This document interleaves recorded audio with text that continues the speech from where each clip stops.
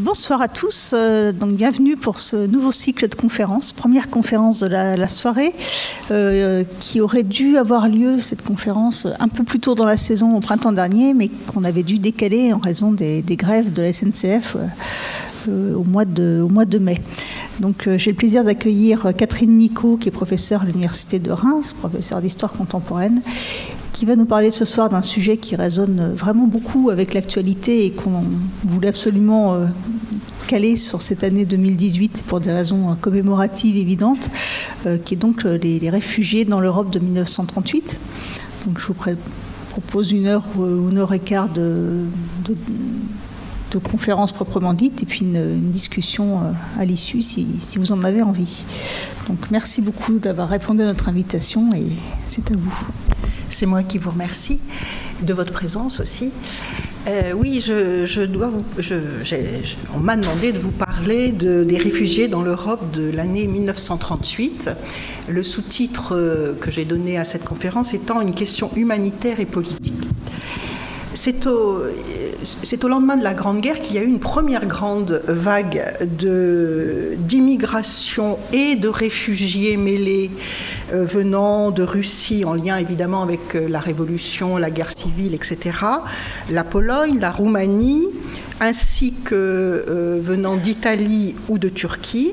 C'est une immigration, cette première grande vague d'immigration vers l'Europe occidentale et au-delà est une immigration d'origine politique, mais aussi économique largement, et mis à part le cas italien, formé pour une bonne partie de juifs venant d'Europe de l'Est et allant vers l'Ouest, suivant un mouvement d'ailleurs très ample qui a précédé la guerre.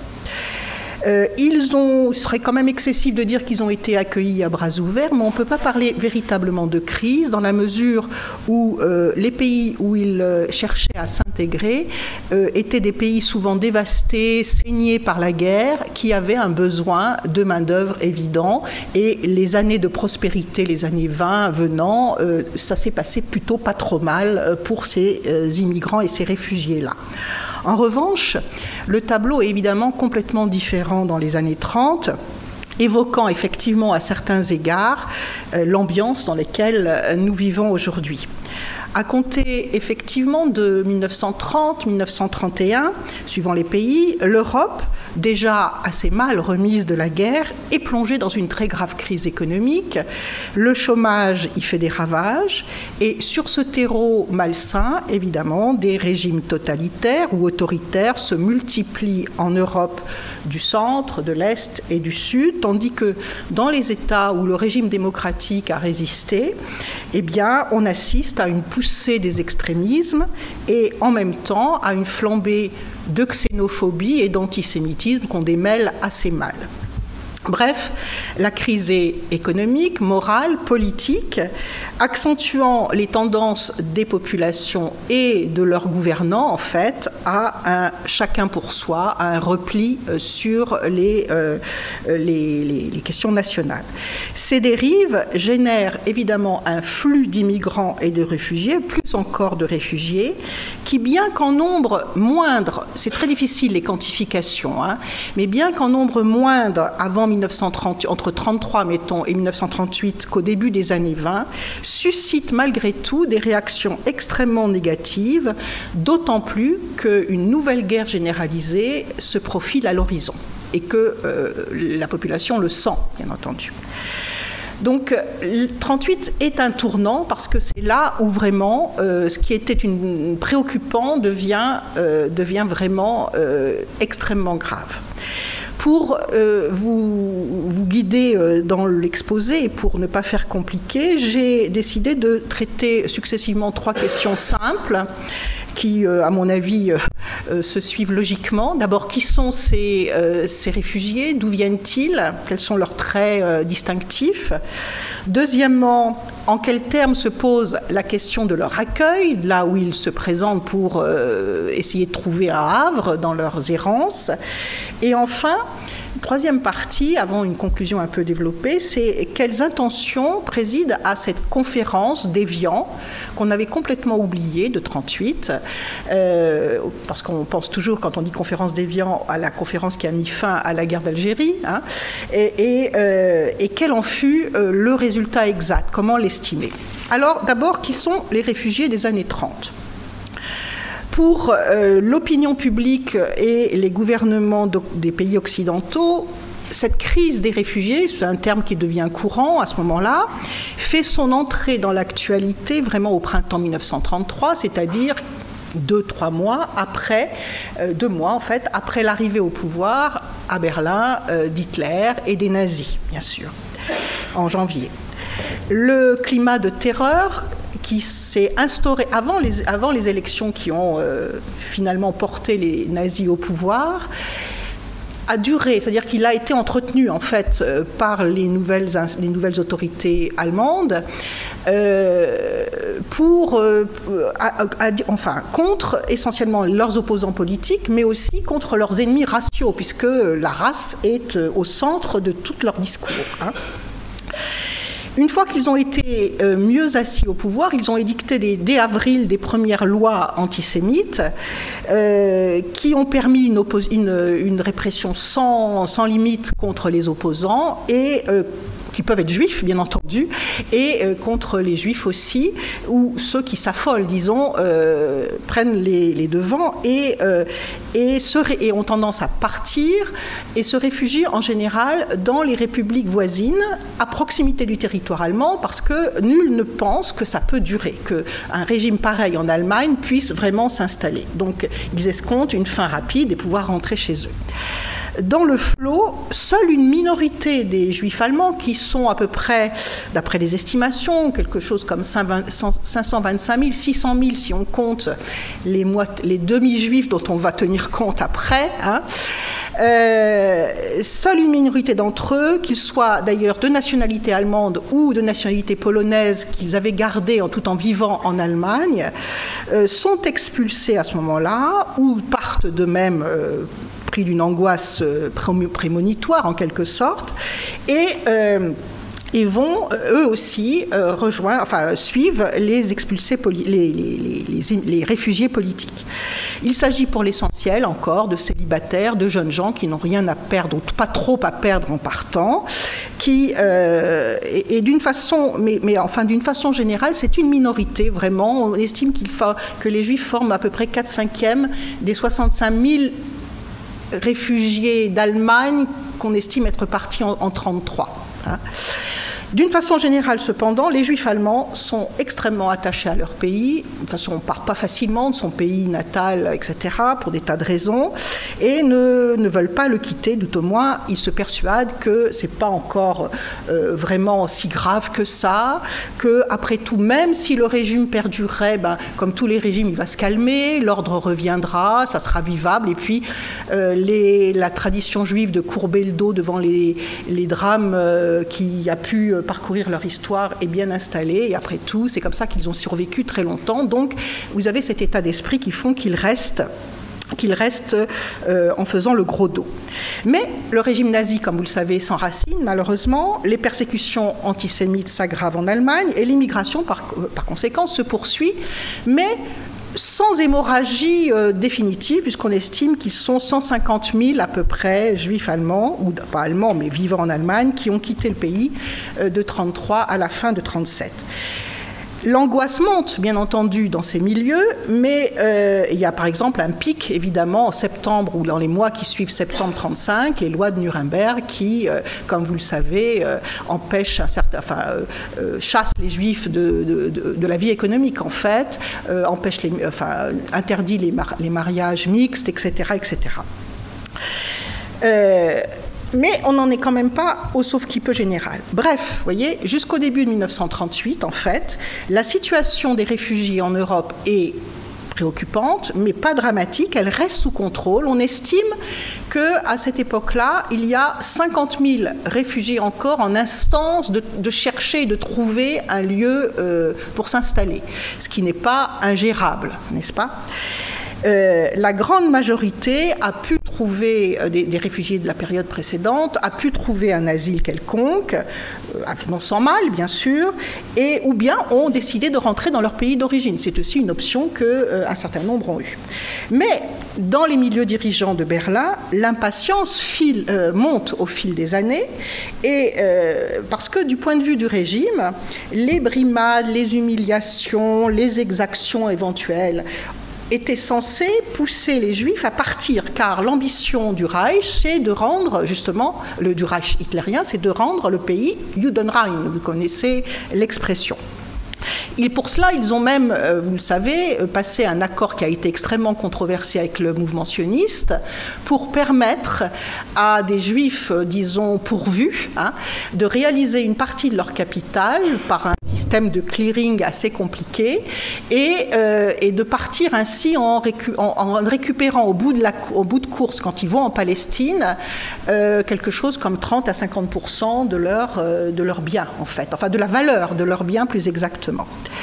Mais par une incohérence typique des nazis, les candidats à l'exil qui n'ont pas ce capital initial, non seulement doivent verser des prix exorbitants, leurs billets, etc., des taxes diverses et variées qui leur sont imposées avant de partir, et le contrôle d'échange font qu'ils partent sans rien, sans un sou, n'est-ce pas? Et ces dispositions, bien entendu, vous l'imaginez bien, contribuent d'une part à retenir les Juifs d'Allemagne en Allemagne, bien entendu, et également ne sont pas de nature à disposer les pays étrangers à accueillir des gens qui risquent d'être à leur charge, en fait. D'autant plus que l'Allemagne nazie déverse une propagande anti-juive abondante sur ces pays, ce qui ne les dispose pas forcément non plus à leur ouvrir grand les bras. C'est alors qu'intervient, en mars 1938, cet événement capital qui est l'Anschluss. L'Anschluss, c'est-à-dire l'annexion de l'Autriche au Reich allemand. C'est un événement qui se solde par des tas de choses sur le plan de la politique internationale, bien entendu, mais pour le sujet qui nous intéresse, qui se solde par l'entrée dans le nouveau Grand Reich de 200 000 Juifs de plus, dont 180 000 qui vivaient à Vienne. Dès lors, les dirigeants allemands ont estimé que la politique d'émigration qui avait été suivie jusque-là était un échec, était une impasse, qu'elle doit se faire plus persuasive, c'est-à-dire pour un nazi plus brutal, de manière à pousser résolument les Juifs dehors. Les Juifs autrichiens vont être en quelque sorte le banc d'essai, si vous voulez, de ce changement de politique. Je ne vous décris pas la brutalité des méthodes, qui s'est soldée d'ailleurs par des centaines de suicides dans la ville de Vienne à ce moment-là, etc., par une ruée des familles juives viennoises vers des consulats les plus improbables pour essayer d'avoir des visas, avec peu de succès en général. Et évidemment, les nazis ont trouvé que ça avait des résultats, évidemment, cette politique.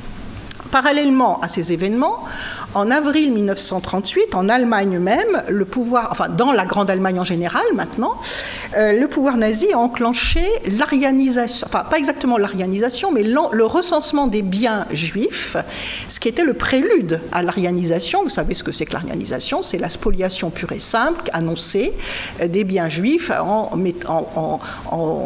chassant, si vous voulez, les propriétaires ou les gérants juifs pour y mettre des Ariens à la place. Bon. Il s'agit, en privant les Juifs allemands de toutes leurs ressources, véritablement, y compris à ceux qui opéraient dans la vie économique, de les pousser eux aussi à partir en masse, comme les Juifs autrichiens, bien entendu.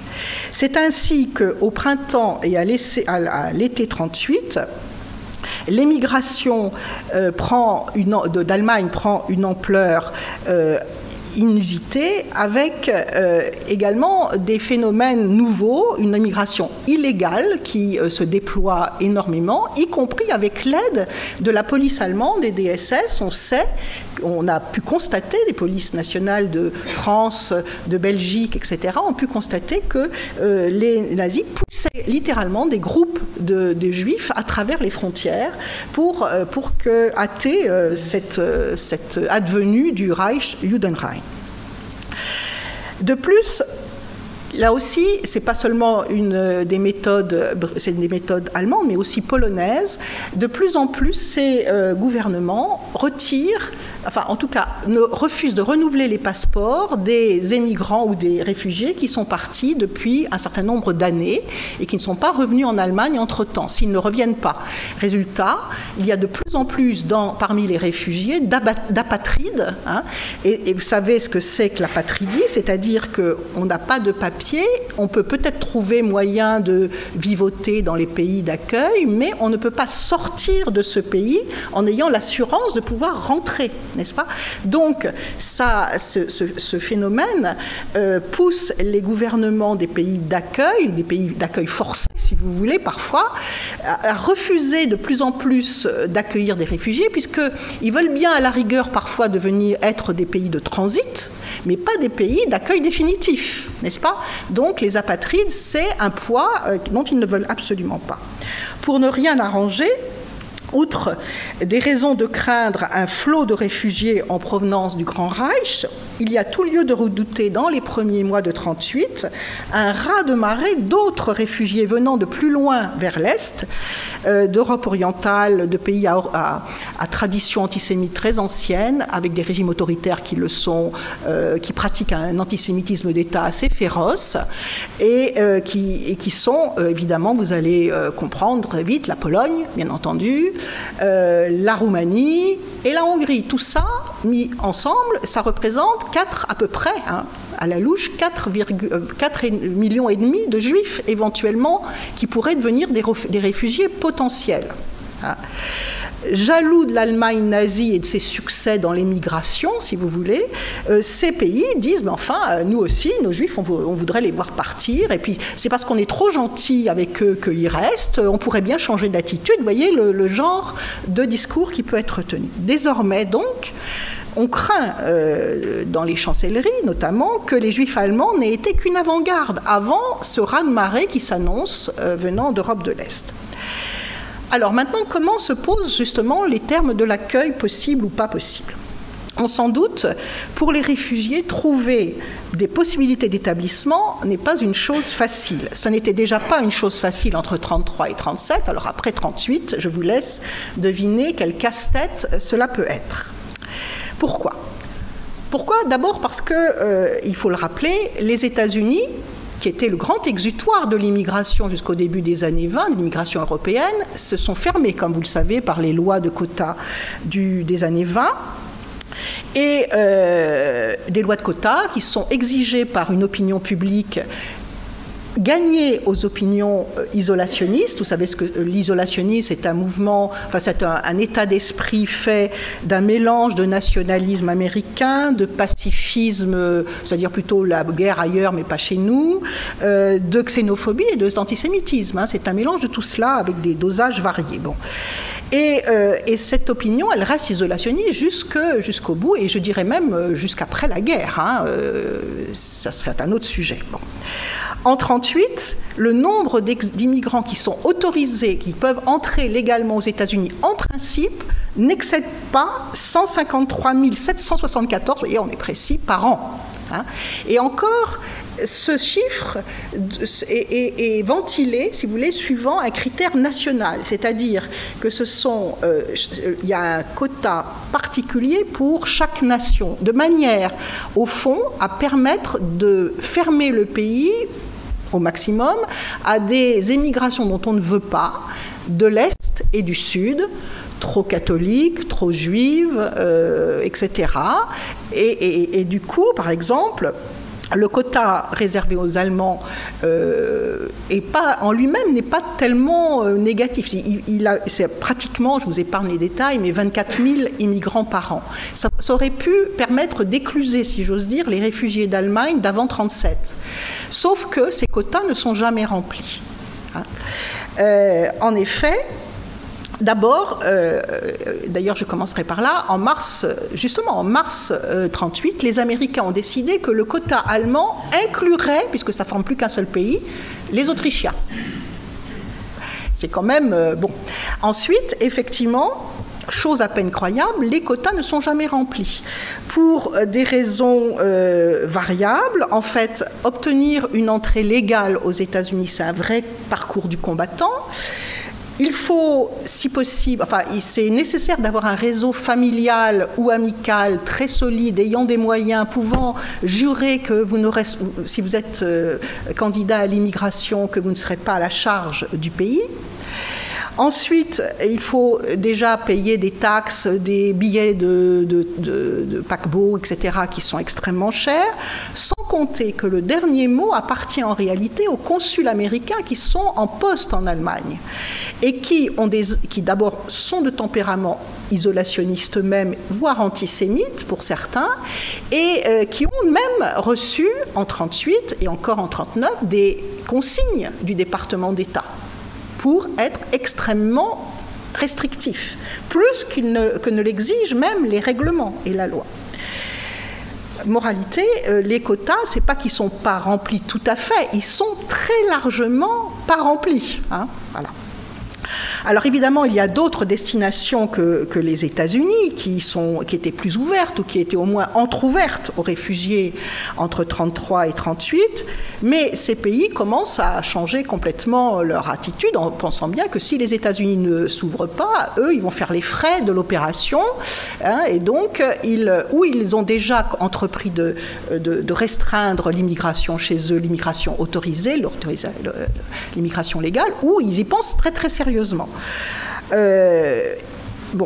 Ça concerne tous les pays européens vers lesquels les réfugiés avaient tendance à se tourner en premier lieu. La France, et comme je vois que le temps passe, je ne vais pas m'étendre, peut-être ce sera l'occasion de questions, mais en France, il n'y a pas de rejet, il n'y a pas de refus, il n'y a pas de fermeture des frontières, alors que certains pays, c'est le cas. Il n'y a pas de fermeture des frontières déclaré, si vous voulez, mais il y a par tout un système de décrets-lois, par exemple, qui sont préparés sous le ministère Daladier, qui commence en 1938. Ça vise à la fois à rendre l'entrée, surtout la délivrance de permis de séjour et de permis de travail de plus en plus difficile en France, et à permettre à des instances administratives, sans jugement, d'expulser, n'est-ce pas, des immigrants illégaux qui se multiplient, comme je l'ai expliqué. Alors évidemment, en France, on ne peut pas dire qu'il n'y a que des anti-réfugiés. Ils dominent certainement la scène médiatique. Ils se situent le plus souvent à droite de l'opinion publique, mais pas seulement. Et si vous voulez, leur thématique, c'est la France est saturée, elle ne peut pas accueillir tout le monde, toute la misère du monde. Vous reconnaissez un certain nombre de thèmes. Et voilà, ils prennent le travail des Français, voire ils peuvent fournir les éléments d'une 5e colonne. Ils viennent après tout d'Allemagne, d'Autriche, tout ça, ce sont nos ennemis héréditaires, vous voyez, hein, bon.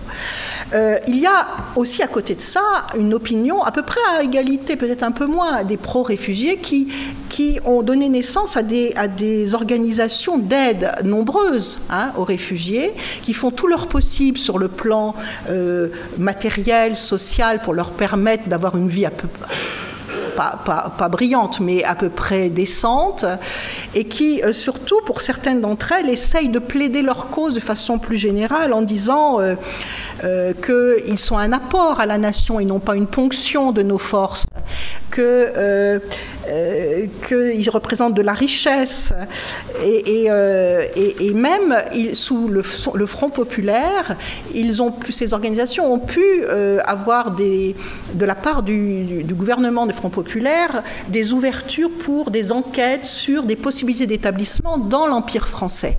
Sauf que ça n'aboutit pas, tout simplement parce que le Front populaire, à partir de mars 1938, c'est du passé, hein.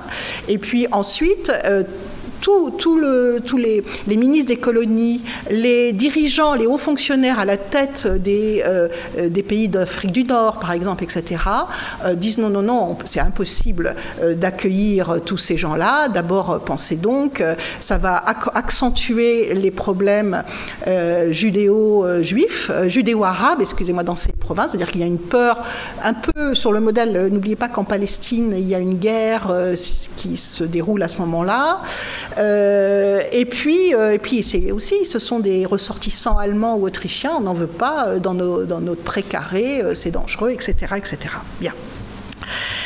La Grande-Bretagne, bon, elle a une politique assez difficile à cerner, mais qui consiste à dire nous sommes fermés à l'immigration, sauf pour le transit et sauf pour les immigrants qui seraient intéressants. Hein. Donc il y a un certain nombre de réfugiés qui arrivent à rentrer en Grande-Bretagne, mais c'est limité vu les conditions. Le sujet qui fait débat, évidemment, à propos de la Grande-Bretagne, c'est la Palestine. Le mouvement sioniste, bon, la Palestine est sous mandat britannique depuis l'après-Première Guerre mondiale.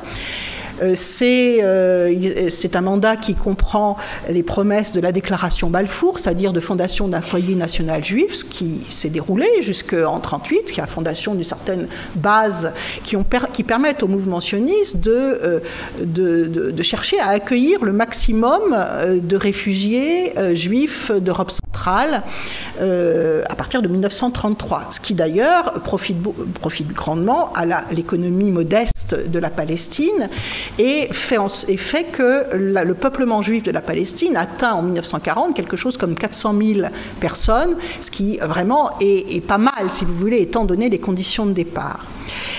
Mais pour cela, faire entrer des nouveaux immigrants, il faut l'accord de la Grande-Bretagne. C'est elle qui détient les clés du pays. Et sa politique a toujours été de soumettre les quotas d'entrée à des conditions de viabilité pour la vie économique locale, mais c'est elle qui est maîtresse de l'estimation de cette viabilité, et aussi en fonction de l'intensité du refus arabe de ces immigrants. Or, depuis 1936, comme vous le savez, comme je l'ai dit tout à l'heure, il y a un conflit grave il y a un soulèvement arabe en fait vraiment important contre les Anglais, les autorités anglaises, contre les Juifs. Et en 1938, c'est pas encore maté, ça ne sera maté qu'en 1939. Donc, les Anglais ne veulent absolument pas que la Palestine soit le déversoir, si vous voulez, de l'exode des Juifs européens. Et même, dans les milieux dirigeants britanniques, on commence sérieusement à penser à un renversement de politique qui va intervenir en mai 1939, lorsque l'immigration juive va être carrément interdite, ou empêchée, si vous voulez, parce qu'ils voient bien venir la guerre et ils veulent avoir les mains libres du côté des pays arabes pour pouvoir se consacrer à la question Hitler, en gros. Hein. Alors, il reste d'autres destinations, l'Amérique latine, enfin, les Dominions, c'est pas la peine d'y penser, hein, ils ont un discours complètement hostile à tout ce qui n'est pas immigration britannique. Les États d'Amérique latine, c'est un peu plus ouvert à cause de la corruption essentiellement, hein, voilà, tout ça est quand même très fragile, et donc, il n'y a pas beaucoup d'options, en fait.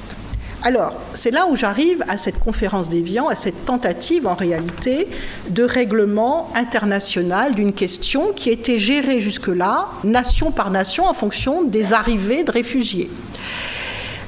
C'est, en fait, un effet de surprise que Roosevelt a réussi lorsque, le 23 mars, très exactement 1938, 10 jours après l'Anschluss, Roosevelt, le président des États-Unis, depuis 2 ans, demande officiellement la tenue d'une conférence intergouvernementale, dit-il, qui va réunir des représentants d'une grosse trentaine de nations.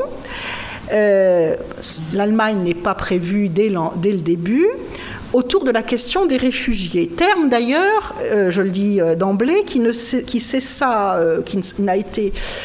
qu'on utilise quasiment comme un synonyme de juif, à moins qu'on ne préfère l'expression de immigrant involontaire. Hein. Vous voyez, la langue de bois n'est pas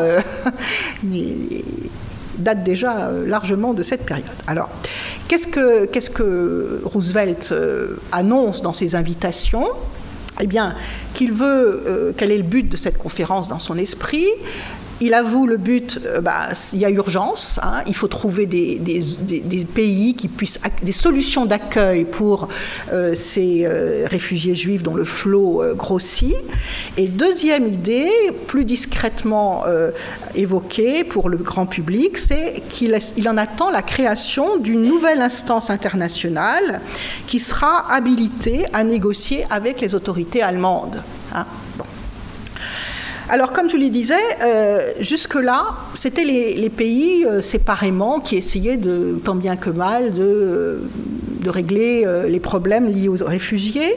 Il y avait bien un travail de la Société des Nations, mais la Société des Nations, dont les États-Unis ne font pas partie, d'où l'invitation américaine si elle veut faire partie de la conférence, n'est-ce pas, ne dispense guère qu'une certaine protection juridique aux réfugiés et aux apatrides, au travers d'organismes qui ont été conçus dès les années 20 comme des organismes temporaires et s'adressant à des catégories très précises de réfugiés. Il y a l'Office Nansen qui a inauguré les choses, qui s'occupait des réfugiés d'URSS, les Arméniens, etc. Vous aviez, ensuite a été créé en 1933 le Haut Commissariat pour les réfugiés juifs et autres en provenance d'Allemagne, qui en 1937-1938 ne suffit évidemment plus à la tâche, et il a été d'ailleurs décidé de regrouper tout ça dans un Haut Commissariat des réfugiés qui voit sa mission prolongée. Mais il ne s'agit encore une fois que de protection juridique, créer des titres, ce qu'on appelle le certificat Nansen, le passeport Nansen, qui permet quand même aux apatrides de bouger un petit peu. Bien. Avec la proposition de conférence internationale, les Américains intentionnellement internationalise, c'est la première fois, la question des réfugiés. C'est une initiative d'ailleurs que les nations européennes ayant pignon sur rue, si j'ose dire, qui sont invitées, jugent extrêmement imprudente, voire la marque d'une diplomatie novice. Hein, ces Américains, ils connaissent pas les choses. Et cependant, ils ne font pas trop grise mine à l'initiative parce que dans ces périodes de danger et d'incertitude, le fait même que l'Amérique veuille bien se mêler un peu des affaires européennes, se mêler d'une question, rentrer dans une discussion internationale, c'est peut-être bon signe qu'elle se mêle un peu plus de ce qui se passe en Europe à ce moment-là. Et donc, on ne lui fait pas trop grise mine. Mais les chancelleries sont extrêmement réservées. Pourquoi ? D'abord, il y a des questions de principe qui les chiffonnent. Ils ont peur que traiter sur le plan international ce problème des réfugiés ne contrevienne à un principe sacro-saint des relations internationales de l'époque, qui est le principe, c'est encore de Borest, de non-ingérence dans les affaires intérieures des nations. Est-ce que ça ne va pas revenir à se mêler de leurs propres affaires, etc. Bien. Ils ont peur, surtout les Anglais, à vrai dire, que ça n'affaiblisse la SDN, qui doit assurer la paix sur le monde et qui avait cette mission de s'occuper des réfugiés sur le plan juridique, n'est-ce pas ? Cette SDN est déjà affaiblie par le départ de plusieurs nations importantes, le Japon, l'Allemagne, l'Italie. Est-ce que ça ne va pas lui donner le coup de grâce, cette affaire, hein ? Les Anglais qui ont la haute main sur le HCR, sur l'Office Nansen, etc., sont particulièrement concernés par cette affaire. Ils n'ont pas du tout envie de perdre les directions de ces organismes. Et les Français qui sont à la traîne des Anglais, vous le savez, à ce moment-là, sur le plan de la politique internationale, eh bien, les suivent. Il y a d'autres soucis. Français et Anglais, ensemble, craignent que cette conférence ne donne des espoirs immodérés à des pays comme la Roumanie et la Pologne, notamment, la Hongrie secondairement. Hein. Est-ce que ça ne va pas déclencher, en fait, l'hémorragie tant redoutée ? Bon. Et enfin, ces pays, français et anglais, mènent une politique d'apaisement, d'appeasement, comme vous le savez, et ils craignent très fortement que une mise en cause morale, notamment, de l'Allemagne par cette conférence, l'Allemagne qui est la cause de tous ces problèmes, n'est-ce pas ? En tout cas, d'une bonne partie de ces problèmes, ne nuise à cette politique d'apaisement et précipite à l'arrivée d'une guerre que les Anglais surtout cherchent par cette politique à reculer, n'est-ce pas ? Enfin, Londres a une grosse peur que la Palestine soit le sujet de la conférence. Donc voilà un peu toutes les craintes.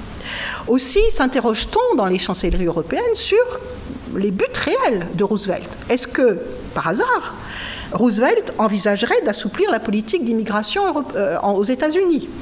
Ils n'y croient pas, et ils ont raison, bien entendu.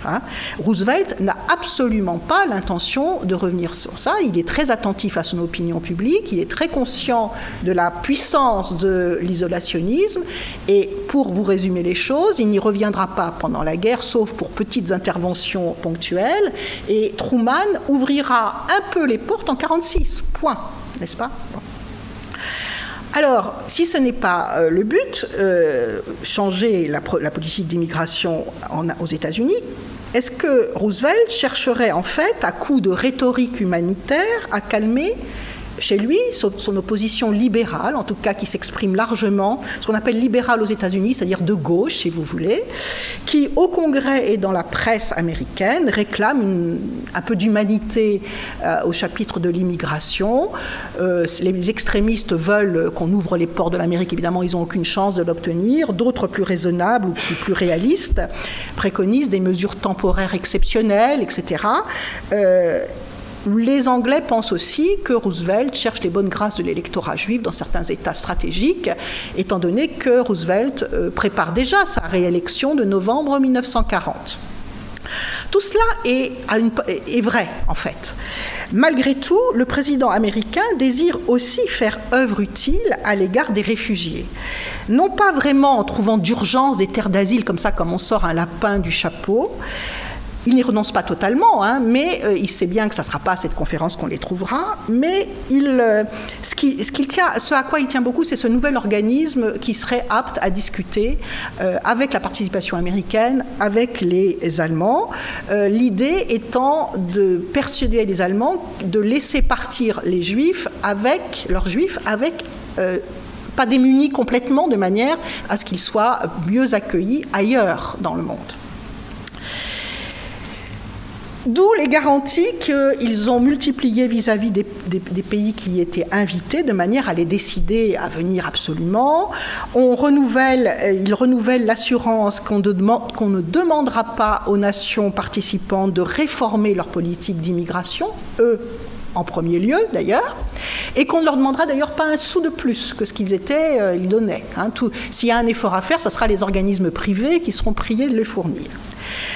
Il ne sera pas non plus question, leur promettons, que les réfugiés en provenance... Enfin, il ne sera question dans cette conférence que des réfugiés en provenance d'Allemagne et d'Autriche, histoire de ne pas paniquer les nations invitées à propos des Roumains ou des Polonais.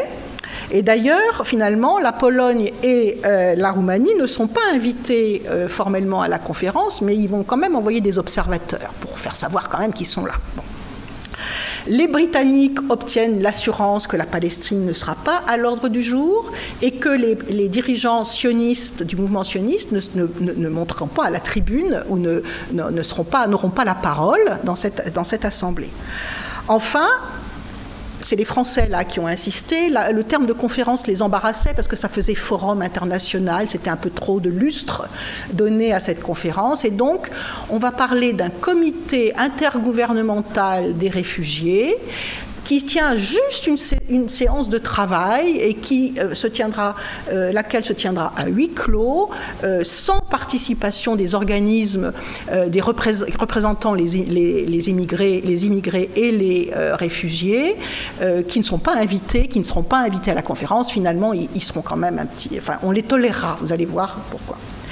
Moyennant quoi, à peu près tous les invités acceptent de venir, sauf ceux qu'on a exclus, Pologne et Roumanie, mais aussi l'Italie fasciste qui choisit de s'abstenir par solidarité avec son allié allemand, et l'Union sud-africaine qui ne veut pas entendre parler d'immigrants juifs chez elle, qui choisit de n'envoyer elle aussi qu'un observateur. C'était évidemment un peu signé d'avance l'échec de la conférence, toutes ces conditions qui sont posées, mais en même temps, malgré tout, donc même si le pessimisme domine dans la presse et dans les chancelleries, il y a quand même un certain nombre d'attentes qui perdurent. En Allemagne, bien sûr, en apparence, les dirigeants allemands affectent de s'indigner de n'être pas invités, en même temps se gaussent de ces puissances démocratiques qui ont la main sur le cœur quand ils parlent des Juifs mais qui n'en veulent pas chez eux, etc. Mais en même temps, on sait par l'étude des archives qu'il y a quand même un vif intérêt chez les responsables nazis en se disant qu'il y a peut-être le moyen de précipiter le départ des Juifs de chez eux en amassant des devises qui leur manquent, n'est-ce pas? Donc ils sont à l'affût et c'est pour ça qu'ils ont autorisé les malheureux Juifs allemands et autrichiens qui ont une organisation obligatoire à envoyer 2 représentants à cette conférence qui sont évidemment fliqués au maximum, vous pouvez l'imaginer. Chez les réfugiés et surtout les organismes qui les représentent, bon, il y a une grande effervescence, une indignation parce qu'ils ne sont pas conviés, quand même des espoirs et surtout des débats d'ordre éthique et d'ordre politique qui tournent autour de ces questions morales aussi. Est-il acceptable de discuter, inévitablement de composer peut-être, avec le gouvernement nazi sur un problème dont il est responsable? N'est-ce pas encourager ces agissements et donc mettre en danger encore plus de Juifs qui ne le sont à ce moment-là? Deuxième problème, quelle solution préconiser? Il y a toutes sortes de solutions, enfin toutes sortes, en gros on pourrait les regrouper entre 4 familles de solutions sur lesquelles ils sont en désaccord total, les organisations des réfugiés. Les plus importantes, c'est les sionistes, mais ils ne font pas l'unanimité, loin de là. Tout le monde n'a pas envie d'aller en Palestine, n'est-ce pas? Ils pensent que ce n'est pas un problème, ce n'est pas une solution, d'autant plus qu'il y a le problème arabe qui est soulevé, n'est-ce pas? Ils se retrouvent tout de même unis pour protester contre le scandale de leur non-invitation et finissent par, à force de pression, à obtenir d'être autorisés à faire le déplacement, mais on sait qu'ils siégeront à part, qu'ils n'auront le droit que d'adresser des pétitions ou des rapports à une sous-commission que le comité international va créer. Ils arrivent là-bas en ordre dispersé, sans s'être concertés, donc entre nous, c'est la pagaille dans cette conférence mixte, cette conférence bis, si vous voulez. Enfin, dans les pays d'accueil éventuels, on est barricadé derrière cette idée que non, ils ne vont pas, eux, accepter des immigrants que les Américains ne veulent pas, n'est-ce pas? Mais peut-être qu'il y a quand même quelque chose dans l'idée d'une organisation internationale auquel les Américains seraient mêlés. Donc, voyons voir, en gros, c'est un peu ça, leur position. Attentisme dans une certaine mesure. La France s'est résignée à accueillir la réunion de ce qu'on appelle désormais le comité donc, intergouvernemental sur les réfugiés, mais qu'on continue de dire conférence par commodité, après que la Suisse se soit désistée courageusement, pour ne pas faire offense à la SDN qu'elle abrite, mais aussi parce qu'elle a surtout très peur des réactions allemandes. Donc la France de Daladier a bien voulu accueillir la conférence, mais à Évian, loin de Paris, sous prétexte qu'il y a une visite officielle des souverains britanniques en juillet 1938 et que, bon, ça ne peut pas se faire en même temps à Paris, et donc ça sera à Évian, pas loin du lac de Genève, n'est-ce pas? Donc c'est très bien, voilà. Son ouverture prévue le 15 juin à l'Hôtel Royal a dû être repoussée de 3 semaines par manque de moyens, je vous ai dit, financiers. Personne n'a donné beaucoup d'argent. Finalement, il est décidé que les débats donc, se dérouleront à huis clos, ça c'est acté. Ils seront présidés tour à tour, les Français auraient bien voulu se défiler, mais par le chef de la délégation française et par le chef de la délégation américaine. Et il est prévu que cette conférence va ouvrir, donc, elle ouvre ses portes le 6 juillet, si je ne me trompe, c'est ça, et se terminera 2 semaines après, le 17 juillet, veille de l'arrivée des souverains britanniques à Paris. Il faut que tous les représentants, pour les nations sud-américaines qui n'ont pas beaucoup d'argent, c'est le représentant d'Évian qui doit être à Paris pour la réception des souverains britanniques. Alors, j'ai plus beaucoup de choses à ajouter après toutes ces préludes sur la conférence d'Évian. Vous comprenez bien que le bilan humanitaire est, je dirais même pire que nul peut-être. Parce que, en fait, Évian a fourni une tribune à tous ces États pour exprimer leur rejet, parfois de façon extrêmement brutale, alors que peut-être ça aurait été un peu plus perlé, si j'ose dire, dans les mois de 38 et de 39. Parfois, il y a eu un certain nombre de représentants qui ont eu à Évian, à la tribune, à huis clos, mais on a les textes qui ont été déposés dans les ministères des Affaires étrangères, qui sont assez épouvantable à lire, à vrai dire. Prenons le cas australien, qui est peut-être le cas extrême, où ils disent, le représentant australien dit, écoutez, c'est très simple, nous n'avons pas de problème racial, nous ne voulons pas en introduire chez nous.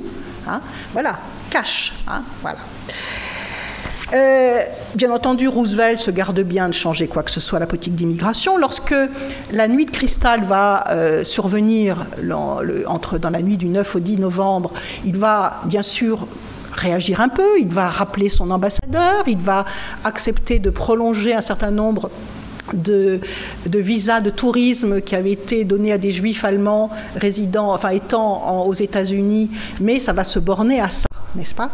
Tous les autres durcissent leur législation ou leur politique dans les mois qui suivent, alors que les coups de force, vous le savez, hitlériens se multiplient, que, évidemment, les persécutions prennent un tour de plus en plus dramatique en Allemagne. J'ai parlé de la nuit de cristal. Il y a d'autres... l'arianisation économique est poussée à son extrême aussi dans ces moments-là.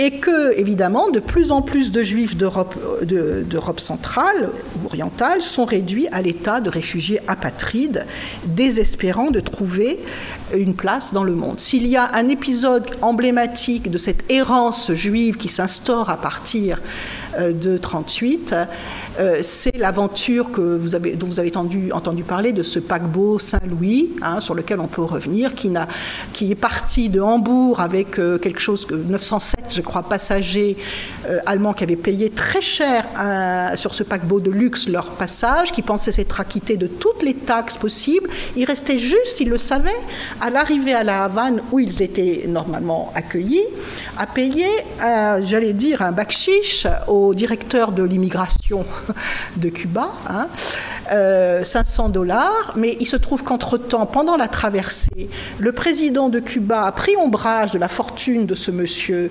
et a soupçonné qu'il avait un goût peut-être de le renverser, vous voyez, et il a annulé il a d'abord emprisonné le monsieur en question, le colonel Benitez, et il a annulé toutes les autorisations de débarquer à Cuba. Et aucun autre pays de la zone, tout ce qui a pu être essayé, les Antilles, etc., n'ont accepté d'accueillir ce navire qui a dû rentrer à Hambourg. Alors là, l'émotion est telle quand même que 4 pays européens, dont la France, la Belgique, etc., acceptent de se répartir, je ne sais pas si ça vous évoque quelque chose, de se répartir ces 900 réfugiés du Saint-Louis, qui malheureusement ne vont pas tous échapper à la Shoah, vous imaginez bien. On a bien cru qu'à un moment, Saint-Domingue offrirait peut-être une petite solution. Saint-Domingue avait fait sensation à Évian en disant qu'ils étaient prêts, sous conditions financières quand même, à accepter 10 000 réfugiés juifs. Le dictateur Trujillo avait pensé que ça blanchirait un peu sa population et que ça lui ferait rentrer aussi beaucoup d'argent. En réalité, tout ça a tourné à rien dans la suite. Bien. Alors, est-ce que c'est un bilan complètement négatif? Pour les réfugiés du moment, bien sûr, complètement négatif, à un effondrement de leurs espérances, vous pouvez l'imaginer. Maintenant, sur le plan politique, il faut être un peu plus nuancé, dans la mesure où, effectivement, ce comité a été créé, l'instance que Roosevelt ambitionnait de voir créer, c'est-à-dire le CIR, Comité intergouvernemental des réfugiés, qui siège à Londres, qui est dirigé par un Américain et qui se lance dans des négociations assez improbables pour trouver des terres d'asile, si possible des pays, des régions vides où on pourrait installer comme ça. Enfin, c'est un peu... C'est de l'enfumage un tout petit peu, si vous voulez. Et surtout de négocier avec Hitler. Et c'est allé assez loin, ces négociations, puisqu'un projet d'accord a été esquissé. mais qui n'a pas abouti pour des tas de raisons. D'abord parce que son négociateur allemand, le fameux Schacht, Helmut Schacht, qui était le ministre de l'économie, qui n'était pas un franc nazi, mais un nazi dans les marges, si vous voulez, a été limogé pour toute autre raison. Parce que aussi les démocraties, dans ces négociations, refusaient de s'avancer pour un financement quelconque, et que les organisations juives dont on attendait qu'elles forment un fonds de garantie en Allemagne même avec les biens des Juifs partants et un fonds pour financer les départs et un fonds à l'extérieur de l'Allemagne pour financer les installations, se sont dit qu'avec Hitler, c'était pas forcément gagné cette affaire-là et que ça sentait l'arnaque, si vous voulez, hein, très, très franchement, et ils ont, indépendamment du problème moral que ça pouvait leur poser, que c'était pas une chose qui était très raisonnable de tenter. Néanmoins, donc ça n'a pas marché, mais ce CIR a été la cellule qui a survécu tant bien que mal sans avoir grand-chose à faire, une sorte de coquille vide pendant la guerre, la Seconde Guerre mondiale, elle-même créatrice d'un problème des réfugiés encore plus monstrueux, n'est-ce pas, que celui des années 30, et qu'il a fourni la cellule de base, donc c'est l'ancêtre direct de la première organisation dévouée aux soins des réfugiés. C'est l'Organisation internationale pour les réfugiés, l'OIR, où Albert Cohen a travaillé. Il a dit qu'il avait la chose dont il était le plus fier, c'est d'avoir été le père du passeport créé par l'OIR pour les apatrides, laquelle OIR a donné naissance après coup, parce qu'elle n'a pas en 1951, au Haut Commissariat des Nations Unies pour les réfugiés, le HCR, chargé d'appliquer une convention de Genève sur les réfugiés qui a été rédigée elle aussi en 1951. Alors, vous me direz, il se trouve que ces efforts internationaux ont aidé, si vous voulez, considérablement les réfugiés d'après 1945, surtout ceux de l'Ouest, hein, il faut le dire, puisque c'est dans un climat de guerre froide, mais vous n'êtes pas sans savoir ou sans deviner que cet édifice, qui est loin d'être entièrement satisfaisant, bien entendu, est très largement compromis par les temps qui courent, par le désengagement américain, notamment de l'ONU. Hein. Sans argent américain, tous ces organismes sont extrêmement limités dans leur portée d'action. Voilà. Voilà tout ce que je voulais. Je pense que j'ai tenu à peu près même... Parfait. Ah, parfait. Merci beaucoup.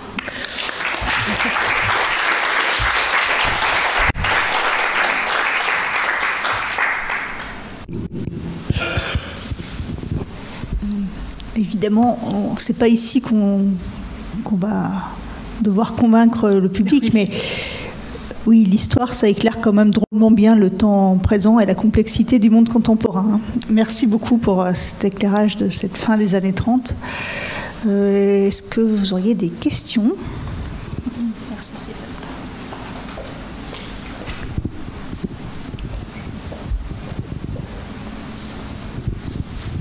Je voulais simplement revenir sur le génocide des Arméniens. Oui. Et préciser qu'en Arménie, on a été massacré.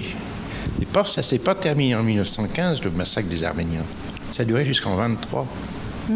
Après, il y a eu toute la création, pas loin d'ici, à Dessine, qui est assez extraordinaire, assez exemplaire. Il n'y a rien eu pendant la Deuxième Guerre mondiale. Les Arméniens ont survécu comme le reste des Français. Enfin, le seul conseil que je peux vous donner, c'est aller à Dessine, aller voir ça. Ça vaut vraiment la peine. Oui, effectivement, ça renvoie à l'Office Nansen, hein, puisque les Arméniens ont été une des catégories, avec les Assyro-Chaldéens, les Russes, etc., qui ont été pris en charge par l'Office Nansen à partir de 1920-21.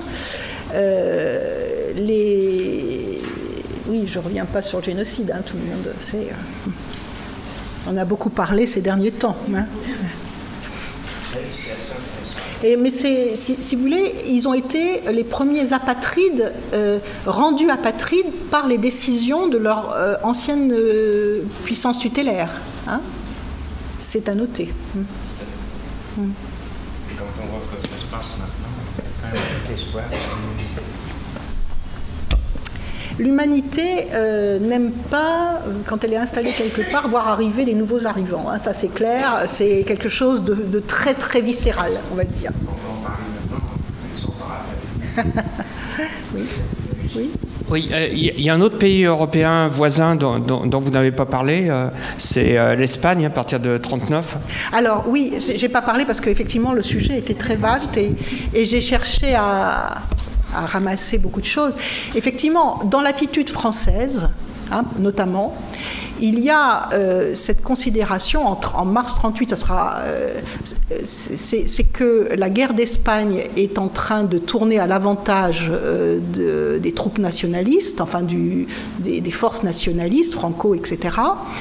Et que déjà il y a un mouvement de repli des combattants et surtout de certaines populations du nord de l'Espagne sur le sud-ouest français, n'est-ce pas, à travers la frontière.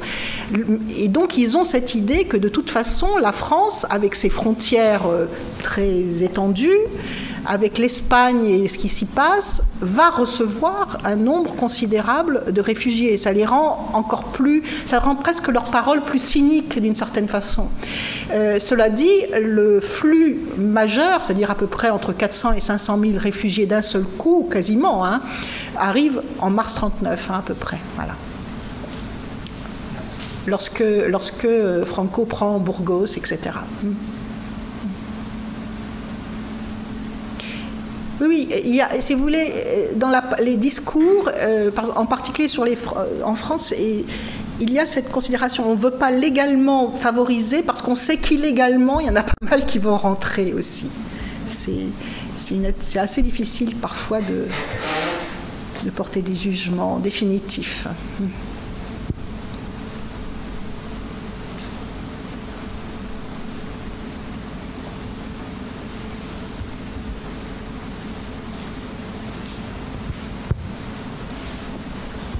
Est-ce que vous pouvez nous éclairer un peu sur l'opinion publique française? Je pense notamment à des corporations, les médecins malheureusement, qui se hérissent notamment à partir de 1938 contre, contre l'arrivée de confrères. Alors c'est plus tôt que ça même. Hein. Il y a certaines corporations qui estiment que leur profession est saturée. Hein, et qui estiment qu'il y a une concurrence déloyale d'étrangers qui peuvent s'installer en France. C'est le cas notamment de deux professions principalement, les médecins, effectivement, et les avocats.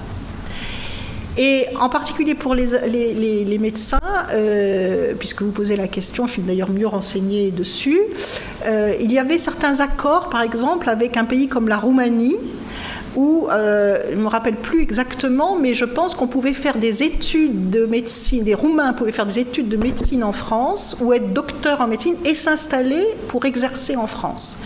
Il y avait un nombre non négligeable de médecins roumains à cette époque-là. Et évidemment, la profession s'est bataillée et a été écoutée par les pouvoirs publics.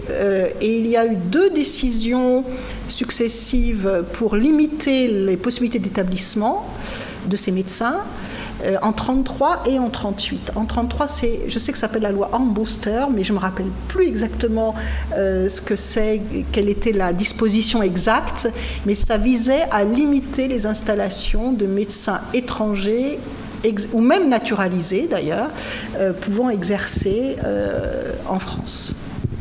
Certains métiers étaient particulièrement vigilants.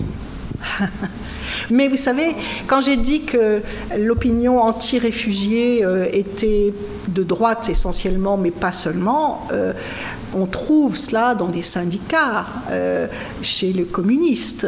Il y a des voix qui disent ils viennent manger le pain des Français et le travail des Français. Hein. Il ne faut pas se faire d'illusions. Il n'y a pas que la bourgeoisie, c'est ça que je veux dire. Oui ?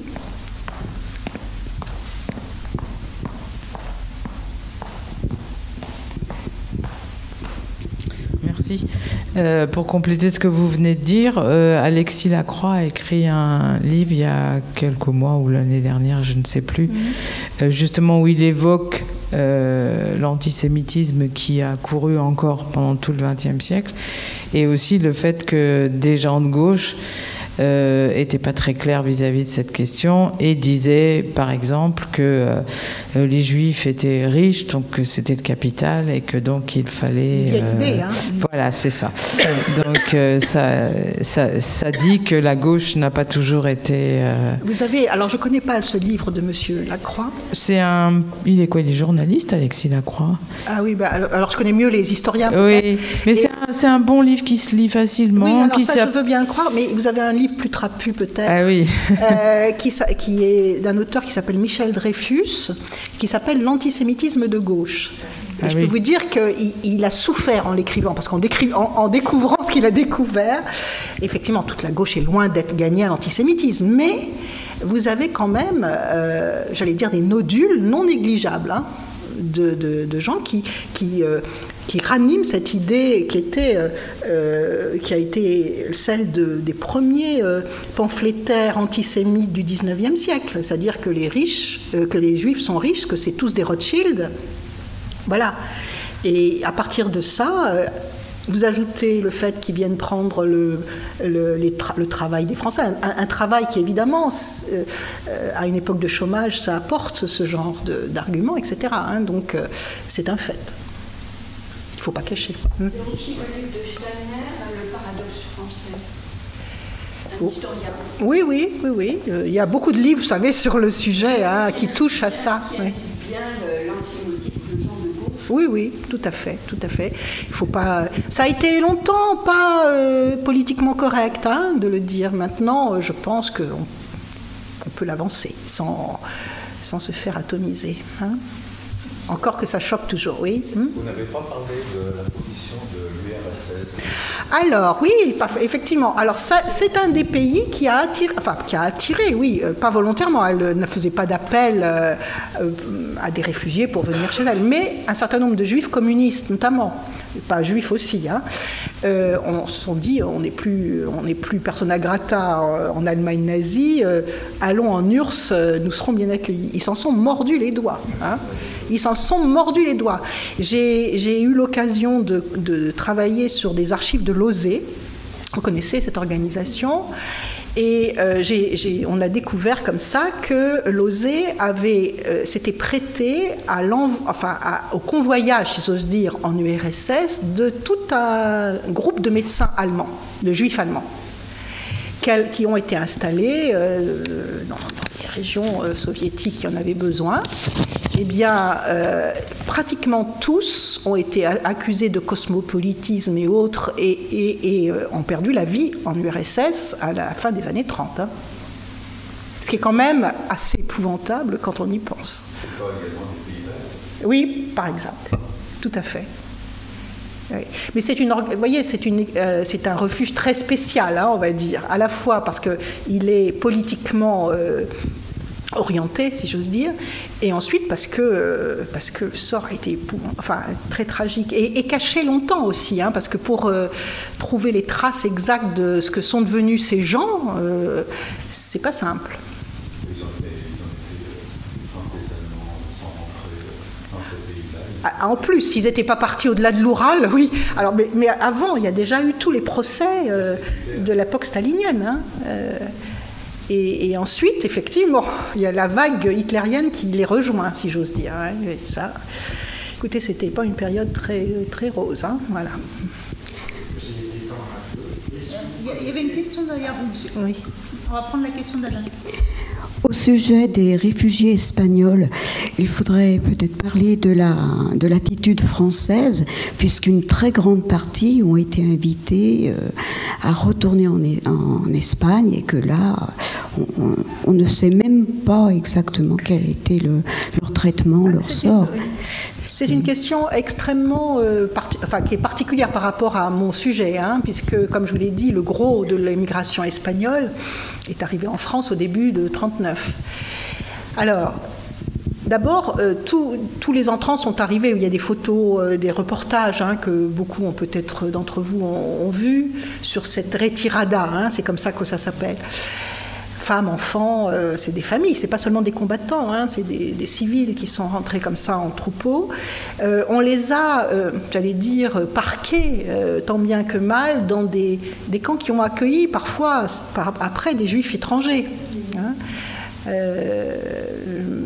Je ne sais plus, Argelès, il me semble, Rivesaltes, etc. Voilà. Donc, ils ont été là. Alors après, que faire? Effectivement, on a cherché des solutions. Alors, il y a une solution diplomatique. Le Mexique, qui est alors dirigé par des gens de gauche, se sont déclarés candidats à l'accueil d'un bon nombre de réfugiés espagnols. Ça a été des négociations qui se sont prolongées de la République sous Vichy, au début, et un certain nombre sont partis au Mexique. Mais le Mexique avait eu les yeux plus gros que le ventre, en fait, et ils n'ont pas pu accueillir tous ceux dont ils avaient parlé, sans compter qu'avec la guerre, le trafic maritime est extrêmement perturbé, qu'il n'y a plus de place, etc., etc. Et donc, beaucoup sont restés en France et ont été versés dans des GTE, les groupements de travailleurs étrangers, hein, ou sont restés dans des camps, mais plutôt dans des GTE, où ils ont fait du bûcheronnage, des travaux de force. Hein. Certains, vous le savez, ont participé très activement à la résistance, hein, surtout dans le sud-ouest. Et effectivement, il y a eu des retours en Espagne, notamment pour les civils, pas pour les combattants. Je ne pense pas qu'on ait forcé les combattants à repartir. Je ne crois pas, hein, mais je peux me tromper.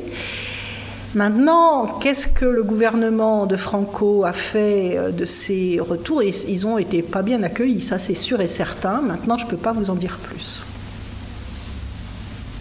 Mais même en France, ils n'étaient pas tellement bien perçus, hein, dans les endroits où on les avait installés. Alors il y a les grands camps dont tout le monde garde le nom en tête, mais il y avait aussi des installations dans des villages du Massif central, des villages désertés, etc. C'était pas facile du tout, je crois. Une toute petite anecdote. Fernand Reynaud a fait un sketch il y a maintenant plus de 40 ans. Je pense plus. Plus de 50 ans, pardon, excusez-moi. C'est pas grave. 50, oui. Et ça se termine, c'est simplement il dit, il vient manger le pain des Français. Je vous le fais très court. Donc, il vient de manger le pain des Français. Puis à la fin, il termine, c'était le boulanger, donc on n'a plus de pain. Alors à l'époque, ça faisait rire, peut-être que maintenant. Oui, je crois que ça serait un peu... C'est une insouciance de cette époque-là. Insouciance, non, je pense pas. C'est un égoïsme, peut-être. C'est des méfiances. Beaucoup de méfiance vis-à-vis de l'étranger. Vous savez, ma mère, qui est très âgée, bien sûr, s'est rappelé qu'en 1939, par là, elle se souvient, elle était gamine, de grandes affiches, très belles d'ailleurs, où on disait « Attention, à l'étranger, il vous écoute », etc. Il y avait une grande méfiance.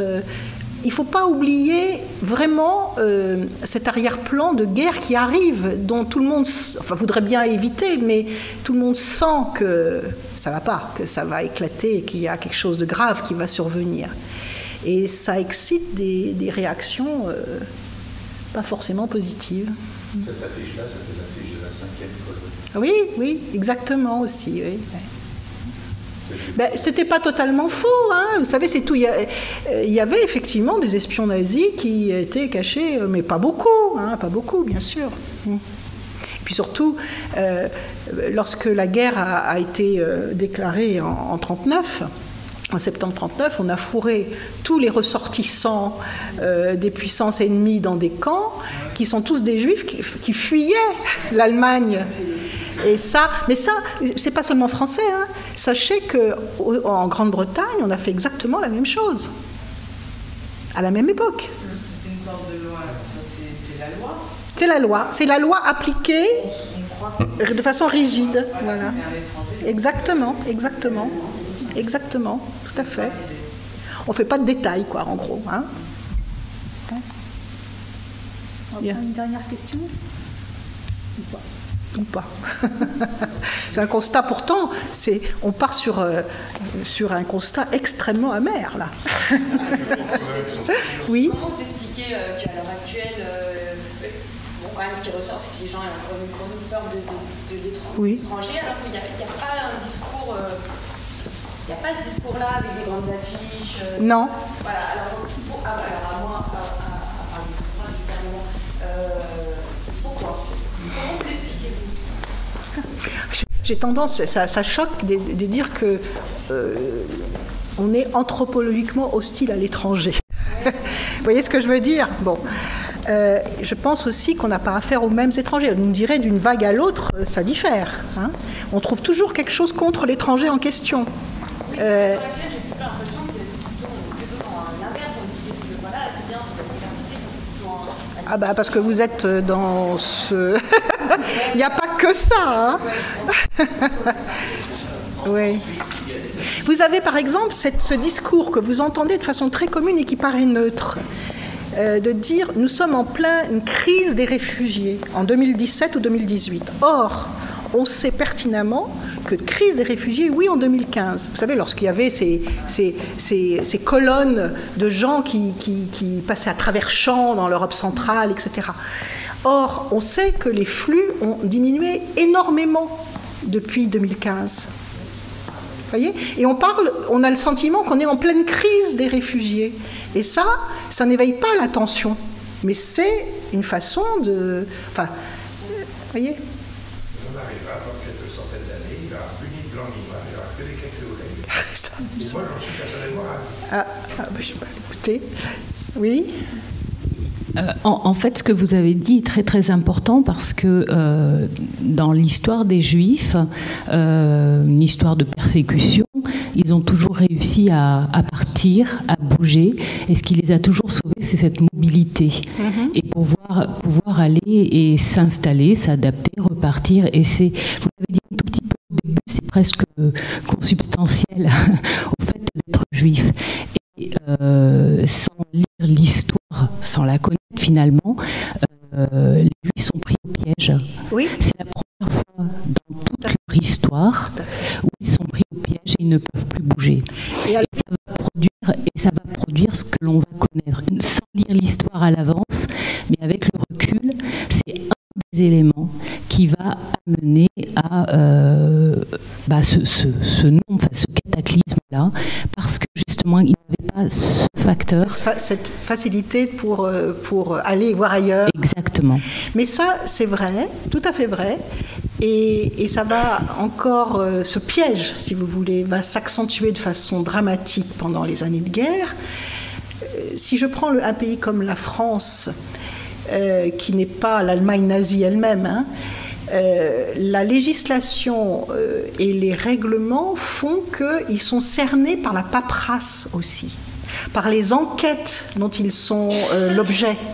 Je suis en train de lire le livre de Claire Zalk sur les naturalisés, les dénaturalisations plus exactement. Et elle montre bien que probablement les employés de la commission de révision des naturalisations qui réclament des enquêtes de plus en plus au fur et à mesure que la guerre va vers sa fin, si vous voulez, croient retarder les procédures, ce qui est réel, hein, et donc peut-être aider les victimes supposées. Mais en réalité, ça génère tellement d'enquêtes, de suivi des personnes, elles ne sont plus à cette adresse-là, mais où sont-elles maintenant, etc., que ça a probablement causé la fin d'un certain nombre de ces naturalisés qu'on recherchait. Vous voyez ce que... Je vous donne un exemple parmi plein d'autres. Vivre en tant que juif et en se cachant dans une Europe occupée comme ça, ça tient de la quadrature du cercle. Voilà. Donc les taux se resserrent. Mais il a commencé déjà à s'installer à la fin des années 30 et même un peu avant. Vous voyez ? Et à Lyon, on le voit vraiment. Oui. Ouais. Le fichier qui avait été fait par les Juifs avant la guerre. Le fichier Le fichier des Juifs qui avait été fait. Pas avant la guerre, par les Allemands en France occupée, c'est ça ? Qui avait été fait par Vichy, a servi Il y en a deux. Oui. Il y a le fichier de zone occupée qui a été fait à partir de septembre-octobre 40 par la bureaucratie française, mais sur ordre allemand. Et vous avez le recensement consécutif à la loi du 2 juin 41, qui était un recensement général. Zone libre, compris. Voilà. Bah, bien sûr. Pourquoi voulez-vous qu'ils s'en servent pas, hein? Bien sûr. Bien. Merci beaucoup. Je vous en prie. Merci.